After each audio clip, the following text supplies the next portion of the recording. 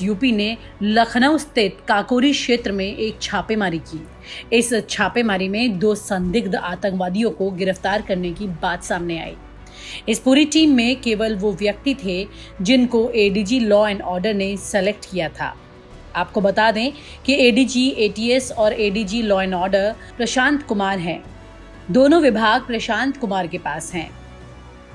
यूं तो प्रशांत कुमार ने मीडिया के सामने आकर ये बात कही है कि मामला काफी गंभीर है और एक बड़ी आतंकी घटना को इससे अंजाम दिया जा सकता था, लेकिन सवाल कई और भी उठने लगे हैं।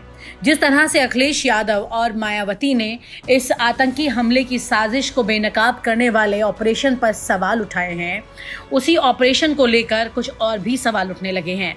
चर्चा ये होने लगी है कि इस पूरे ऑपरेशन में एक विशेष जाति के ज्यादा अधिकारी रहे और प्रमुख अधिकारी भी एक विशेष जाति यानी ठाकुर समाज के बताए गए हैं, जिन्होंने पूरा अंदर सर्च ऑपरेशन चलाया और ये सभी अधिकारी और कर्मचारी एडीजी प्रशांत कुमार के करीबी बताए जाते हैं।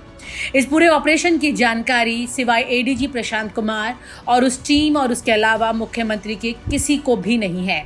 न ही इस ऑपरेशन से जुड़े हुई कोई तस्वीर सामने आई है।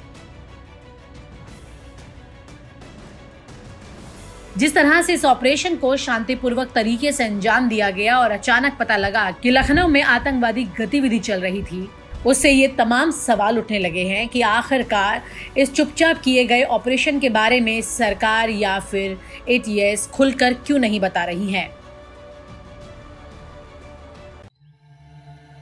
यूं ही नहीं मैं बन जाता हूं। रोज पहले किरण का छोर ढूंढने निकल जाता हूं। धूप छांव दिन रात की परवाह किए बिना पढ़ता जाता हूं। तब कहीं उस उम्दा अनुभव को दुनिया तक पहुंचा पाता हूं। यूं ही नहीं मैं रजनीगंधा बन जाता हूं। आपको बता दें कि 11 तारीख की दोपहर में इस बात की खबर आई कि लखनऊ के दुबग्गा इलाके में एटीएस की छापेमारी हुई। एटीएस की छापेमारी में ये बात सामने आई कि यहाँ पर एटीएस ने 2 आतंकवादियों को पकड़ा है और इन आतंकवादियों का कनेक्शन अलकायदा से है। इन दोनों के नाम मिन्हाज अहमद और मसरुद्दीन बताया गया। वहीं पर ADG law and order Prashant Kumar का कहना है कि दोनों आतंकवादियों का हैंडलर पाकिस्तान में मौजूद है। इनका कनेक्शन अलकायदा से संदिग्ध आतंकियों के पास से है। विस्फोटक और असला यहाँ से बरामद किया गया है। दोनों ही आतंकियों के पाकिस्तान से कनेक्शन है।